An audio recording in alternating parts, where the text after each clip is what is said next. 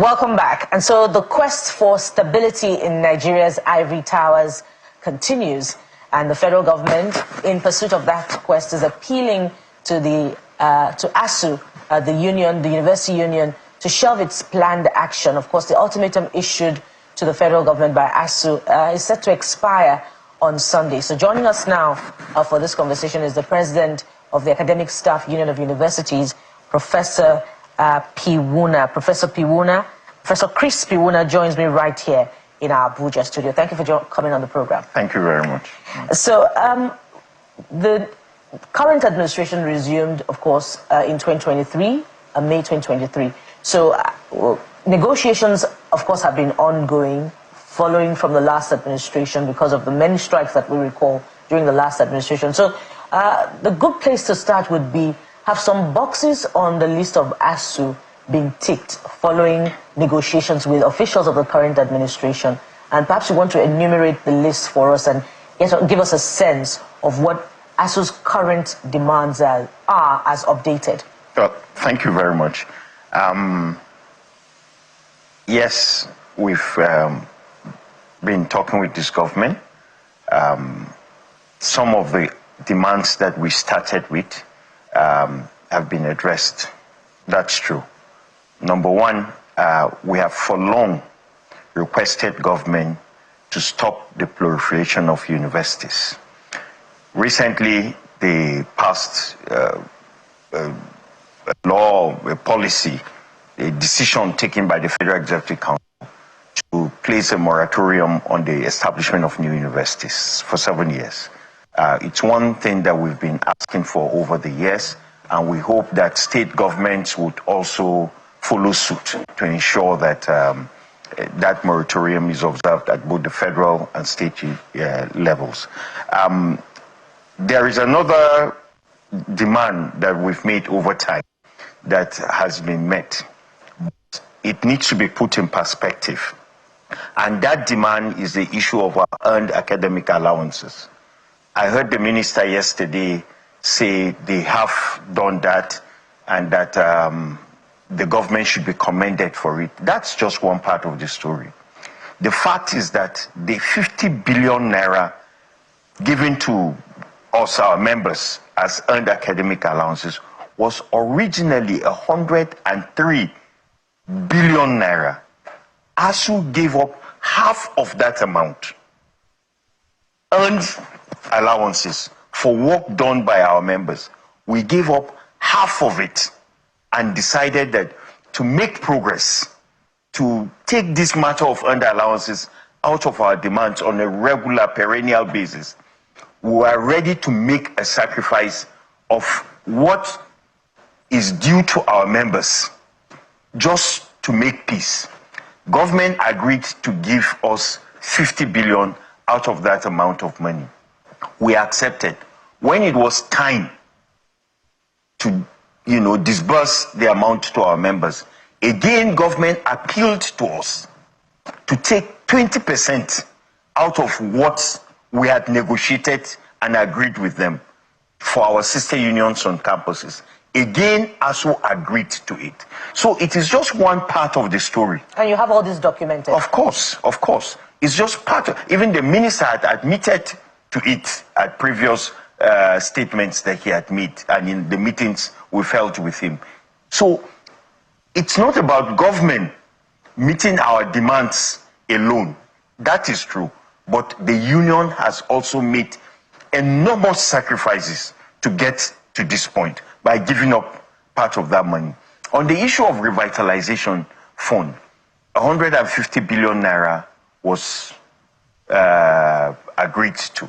And they said they were going to give universities in 3 tranches, 50 billion naira. We have heard, we have been told by the minister that 50 billion naira has been released to the ministry for onwards disbursement. That has not been done yet. So they list that particular item. I don't know whether we can check it now or wait until the money reaches the universities. So some of these demands have been met. But again, we have issues that are still outstanding. When we started negotiations with the Alhaji Yaya Ahmed committee, and we must commend that committee for their willingness, their openness, and the credible manner in which they have engaged with our union. When we started meeting with Alhaji Yaya Ahmed, as chairman of the federal government side, he said to us that there were things he considered, or his committee considered, low-hanging fruits, and that they were going to try to follow up on those issues to build confidence. Our promotion arrears, our third-party deductions, our union remittances to our unions for cooperative and all of that. The issue of 25-35% salary increase for 12 months that has not been paid to our members. The issue of 3.5 months withheld salaries of our last action, which we have, done the work. These things still remain. In the minister's press conference yesterday, and I listened to it, he said that our promotion arrears are being addressed. I think he needs to check. And that's my next question. Is the minister not up to date on these issues? Because when the minister says 50 billion naira of earned academic allowances have been released, and you're saying that is not the whole story, so why is it not in the clear picture? No, I think the minister role perhaps is to tell Nigerians what government is doing, and he's not wrong to have said 50 billion earned allowance have been released. But we're just saying that when Nigerians keep hearing just one side of it, it makes government look like they are doing so much and we're perhaps ungrateful.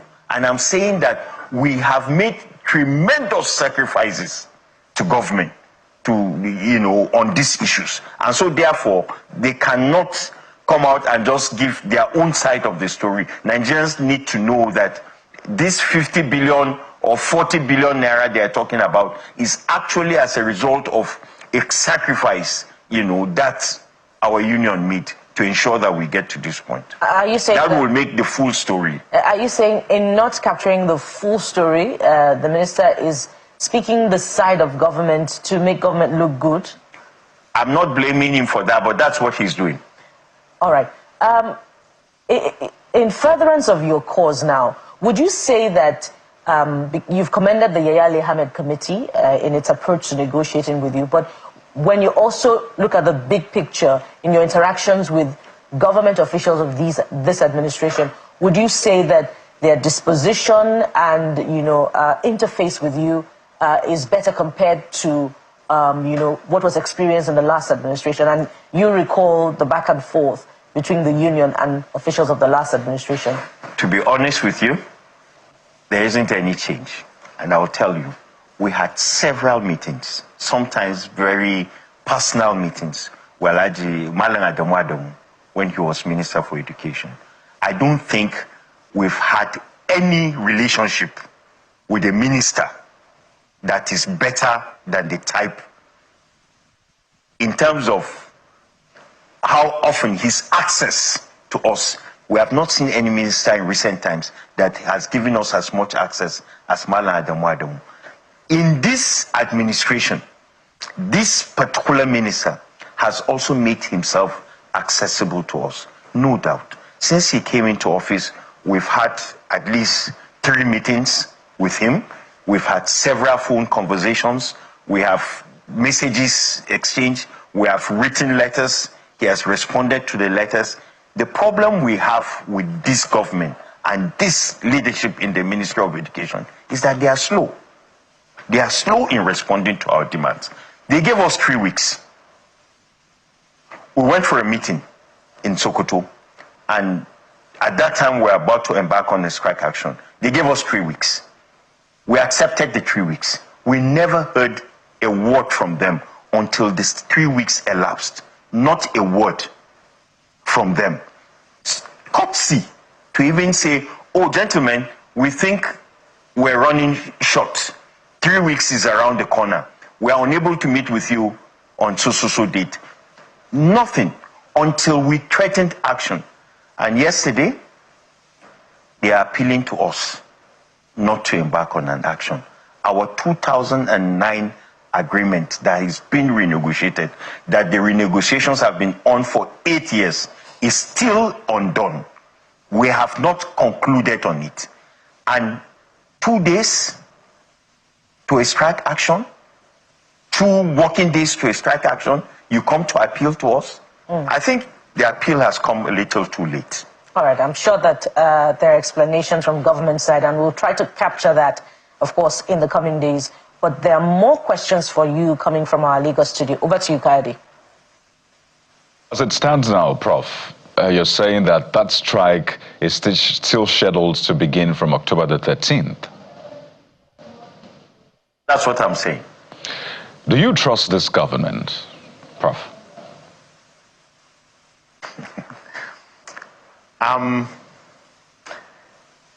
We have never trusted any government. Governments have never been truthful to us. Governments have never come through with what they promised us. Governments see this engagement like, that's our perception. The government sees our engagement like a football. Like they need to dribble. You know, in football, you touch the ball, you hit it this way, you go, you come back. That's the way government has persistently approached our engagements with them. And therefore, to say, do we trust government? We want to trust government, but they need to give us enough reasons to trust them. And I'll give you just one example. If we had given an ultimatum 2 weeks ago, and government had received a letter exactly 2 weeks ago that an action is about to take place. We've had phone calls with the minister on this matter. We have had some text messages exchanged on what they're doing. But where are we? It has taken what they are about to do with us now. The appeal they are making, the actions they are trying to avert could have been done last week. And we told them what they could do to avert it last week. No action was taken. 2 days to the end of the week, the minister is making an appeal. How can you trust that he doesn't have, or the government does not have, another plan? You can't just tell us that, oh, you've been talking to us, you have given us access and all of that. It's results that we want. It's results that we want. And to this week again, he set up another committee to enlarge the Alhaji Ayale Ahmed's committee to look at the entire picture. On the surface, you will say, oh, this is a very strategic thing to look at the entire picture, what needs to be done. We don't miss anything out. But where have they been? Where have they been all this while? Has ASUU not been given ultimatums? Have KOASU not been given ultimatums? Have NASU not been given ultimatum? Has SANU not given ultimatum? Has NAT not threatened to embark on an action? Where have they been? Now that an action is about to take place, they suddenly realize that they need to expand the committee. Well, we wish them good luck. They have their bit, and their bit is to make sure that government policies and decisions and actions are followed or are achieved, their goals are achieved. We also have a mandate, and our mandate was to give them an ultimatum. The ultimatum expires on Sunday, and after that, there would be a warning strike, unless something substantial comes out from government. And so, in the next 24 hours, or maximum 48 hours, we expect that we will receive something substantial from government. Then we can go back to our members and say, do you think this is sufficient for us to hold on? If they say no, we'll do what our members ask us to do. If they say yes, you continue talking, we'll do what our members ask us to do. ASUU acts from the bottom to the top. We cannot take a decision at the top and impose it on our members. Whatever our members tell us to do, that is exactly what we'll do. And the one assurance I can give ASUU members across the country is that we are listening to you, we are ready to work for you, we are ready to do exactly what you want us to do. If they give us anything that is substantial, we'll go back to our members and then we'll take the next action. You know, the president has spoken about allocation to education, budgetary allocation, saying 3.52 trillion naira has been allocated or budgeted for education, unprecedented. That's about a 61% increase from what it used to be before. So, I mean, it looks like there is a money allocated. Now, for the money to be released is another thing entirely. And you talked about that expanded, committee in the sense. The minister says that the expanded committee is already interfacing with the unions. Can you confirm if that is correct? Well, our negotiations have always been directly with the committee. We have not met with the committee yet. We hope we'll meet with them maybe tomorrow and hear what they will say to us. Our concern about this committee, and we've informally tried to find out what how that committee is going to deal with us. And our understanding now is that government is trying to take a broader picture of what they need to do. And that's why they've enlarged the committee. And give it to them. If your government, you want to take such a decision. Our problem is, why is it coming now? Why now? We have not met with the enlarged committee. We have never refused to meet with anybody, any committee, anyone. In fact, our position in ASUU is that if the devil himself will take human form and come to talk to us, we are willing to talk to him. So we are not closing any opportunity. The doors are open. We will talk with anyone who wants to talk with us to resolve these issues. We are not happy when we go on strike. We are not happy when we go on strike. And we want Nigerians to always realize that before we get to this point, there are so many things that we've done. I've just told you that even this government, we have had meetings with this minister. We have exchanged letters with this minister. We've had phone conversations with this minister. We've had text messages with this minister. But to what end? All right. Are we going to continue talking and talking and talking? You have children in your house. They keep telling you as their father, Daddy, I need this. Daddy, I need this. You keep talking and talking and talking to the child without addressing his problems. How is he going to respond to you as a parent? So, Prof, how is he going to respond to you as a parent? The minister, pardon me. We've had enough talk. Right, and action is what is left now. We have only Friday and Monday. Monday is just the working day before the strike is going to commence if nothing is done. That's the 13th. But, you know, listening to the minister yesterday, and as you said, the minister has tried to be as available as possible.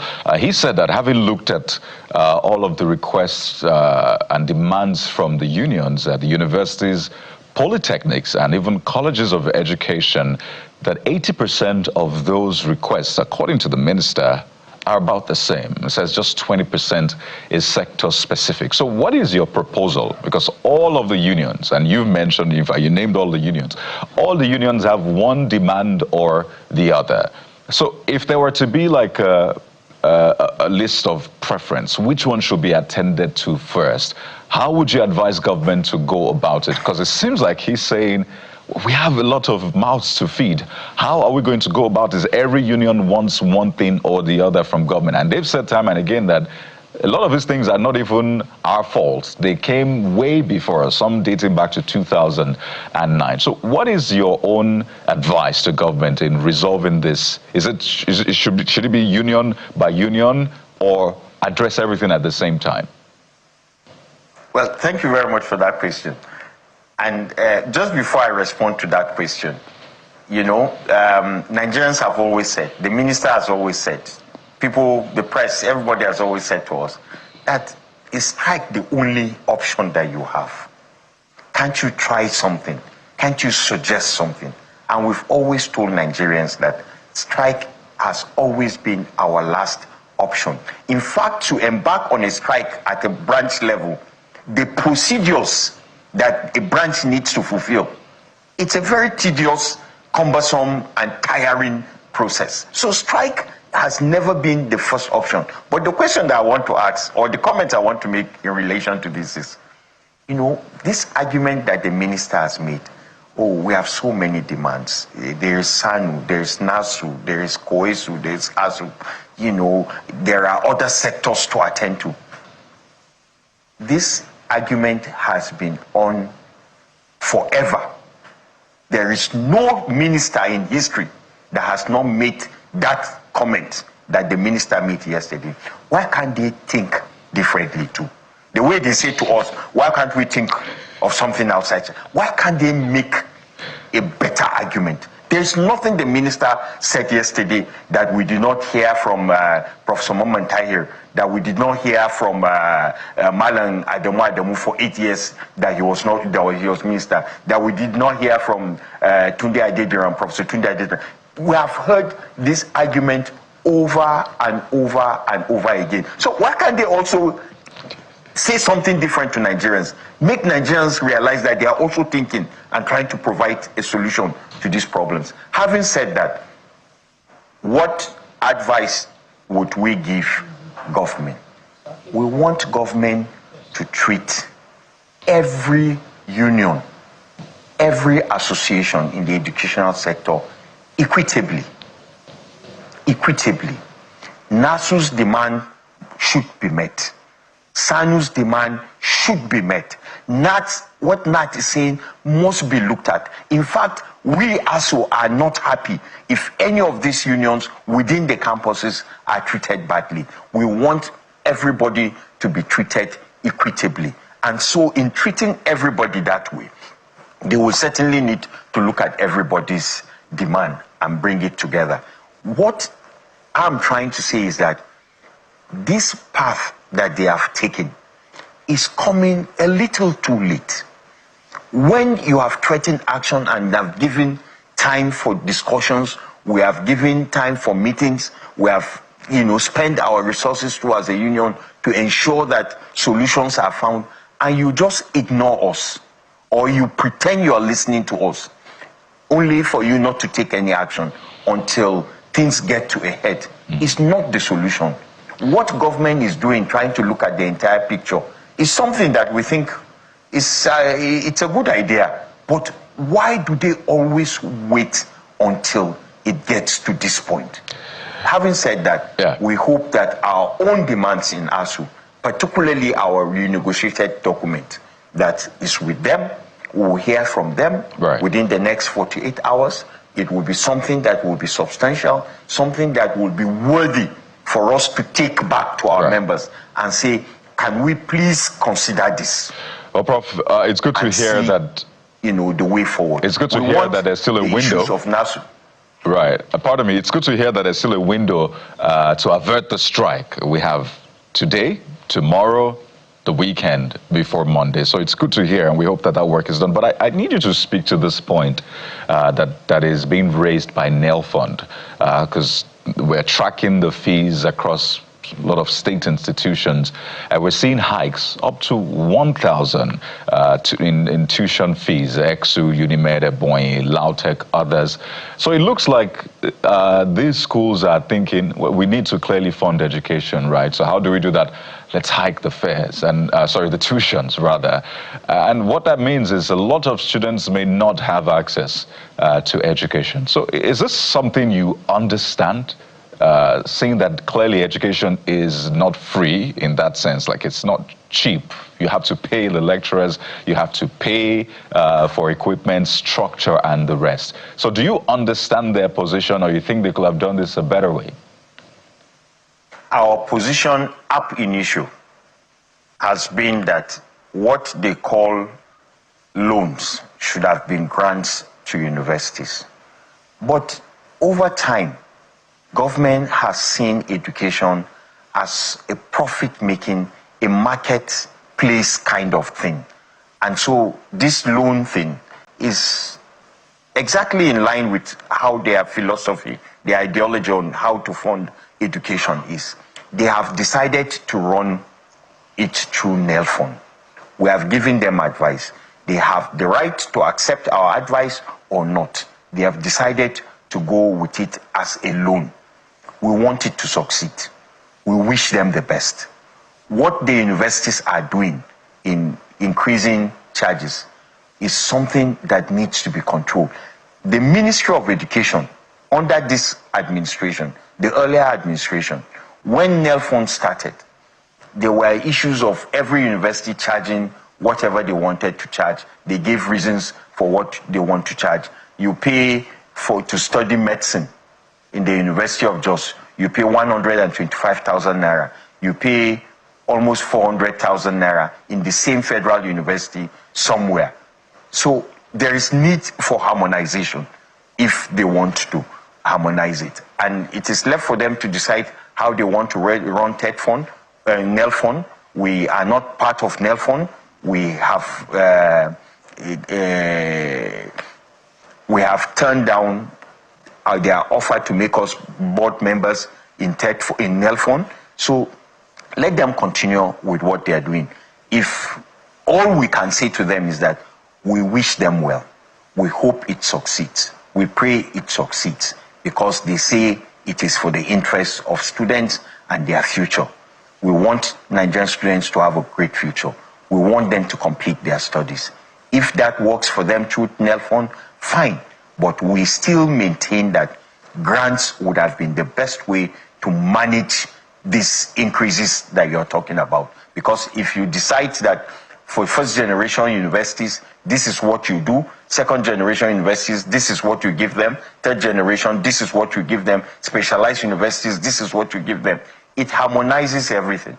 I wonder if that would be the case, because even if it were grants, wouldn't the thinking be also that, oh, they now have access to increased sums to fund their education, I mean the students, and as a result, the university authorities will go right ahead and increase the fees?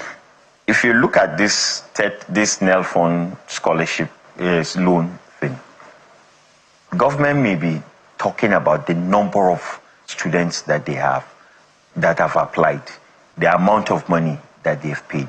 I think we have about a little over 2 million students in universities across the country. The last figure I saw was about 300 or 400,000 of those who have applied. Is that to say that 1.7, 1.6 million students in Nigeria have a means of supporting themselves, and so they do not need NELFON loan? That's certainly not the case.